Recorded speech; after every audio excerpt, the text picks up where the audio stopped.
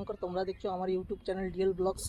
আজ আমি আবার একটা নতুন ভিডিও নিয়ে চলে এসেছি। এখন আমি প্রান্তিক রেলওয়ে স্টেশনে আছি। পেছনে দেখতে পাচ্ছ এটা বোর্ড প্রান্তিক রেলওয়ে স্টেশনের। এটা হচ্ছে বর্ধমান রেলওয়ে স্টেশন থেকে 55 কিলোমিটার দূরে। তো এইটা হচ্ছে আমার টিকিট চুঁচুড়া থেকে প্রান্তিক যাওয়ার। এখান থেকে আমি যাব বর্ধমান, বর্ধমান থেকে যাব প্রান্তিক। বর্ধমান থেকে আমায় ট্রেন চেঞ্জ করতে হবে যাওয়ার জন্যে।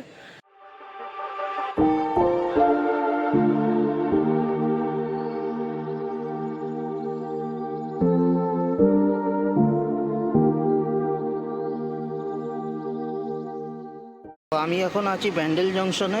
এইটা হচ্ছে আমার ট্রেন, বাঁদিকে যেটা দেখতে পাচ্ছ তোমরা। এই ট্রেনটা করেই আমি বর্ধমান যাব এখন।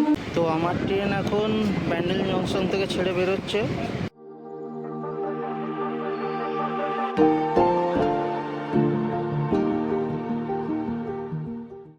আর এটাই হচ্ছে শক্তিগড় স্টেশন। এইখানে এসে মেল লাইন আর পর লাইন একসাথে যোগ হয়ে যাচ্ছে। তো আমি এখন আছি শক্তিগড় রেলওয়ে স্টেশনে 5 নম্বর প্ল্যাটফর্মে।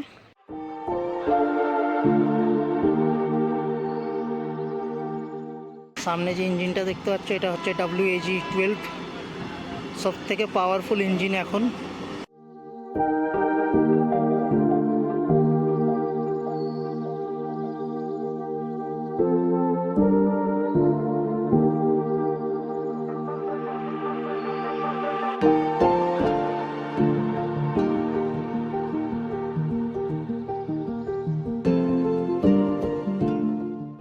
তো আমি এখন বর্ধমান জংশন পৌঁছে গেছি।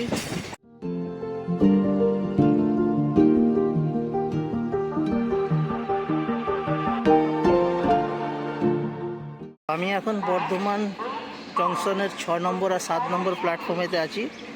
এইটা হচ্ছে আমার ট্রেন।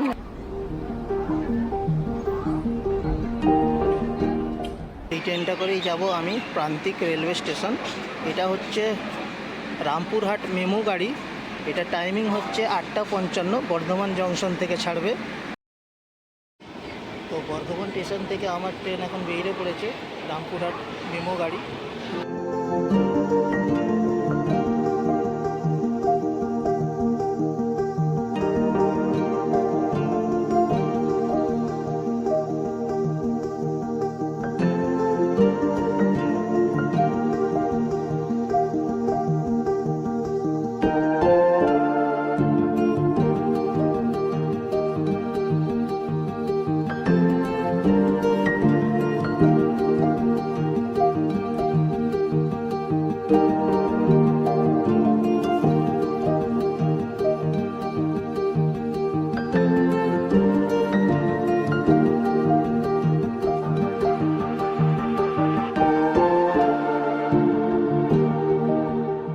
রামপুরহাটকে দাঁড় করিয়ে রেখে দিয়ে মা তারা আগে বেরিয়ে চলে গেল।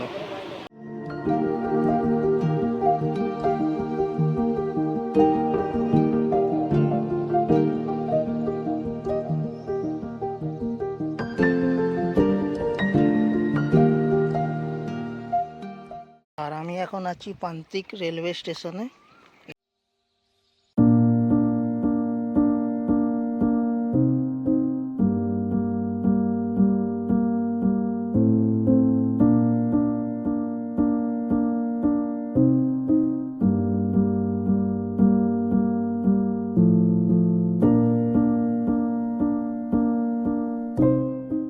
তো এখন আমি আছি বোলপুর লাভপুর রোডে।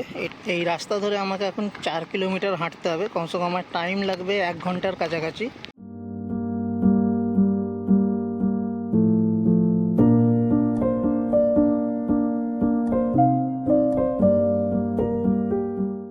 আজ ওয়েদার ভীষণ ভালো আছে, হালকা হালকা বৃষ্টিও হচ্ছে, রোদ একটুও নেই। মোবাইলে তোমরা দেখতে পাচ্ছ আর 7 মিনিট টাইম লাগাবে দেখাচ্ছে। তো এই রাস্তা ধরে আমি হাঁটছি এখনও। স্টেশন থেকে আমার টাইম লাগলো 1 ঘন্টা 7 মিনিট। আমি হেঁটে এসেছি বলে। তুমি যদি টোটো বা রিক্সা করে আসো তো 10 থেকে 15 মিনিট লাগবে। তো এইটা হচ্ছে মন্দিরের মেন গেট।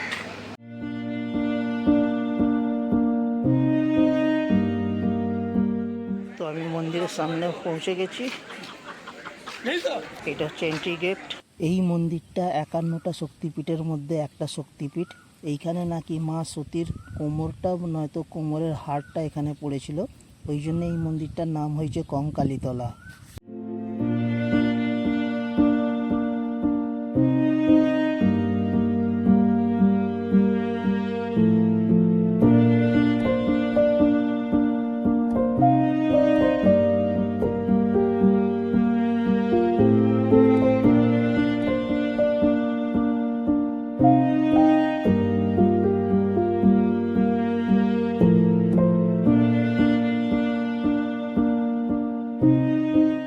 মন্দিরে ঠাকুর দর্শন করার পর আমি এখন মন্দিরের সাইডটা পুরো ঘুরে দেখছি।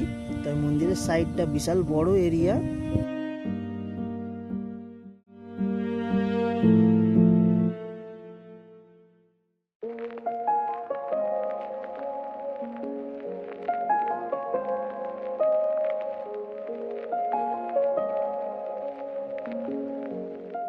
মন্দিরের সাইডে একটা নদী আছে, ওইখানে যাচ্ছি। নদীটার নাম হচ্ছে কপাই নদী।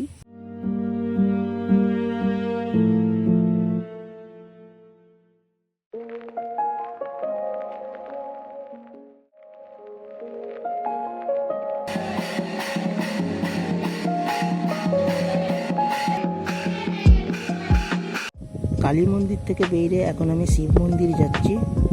তো এইটাই হচ্ছে শিব মন্দির। ক্যামেরা করা মানা আছে, পুরোহিত মশাই বারণ করলো বলে আমি আর মন্দিরের ভেতরে গেলাম না।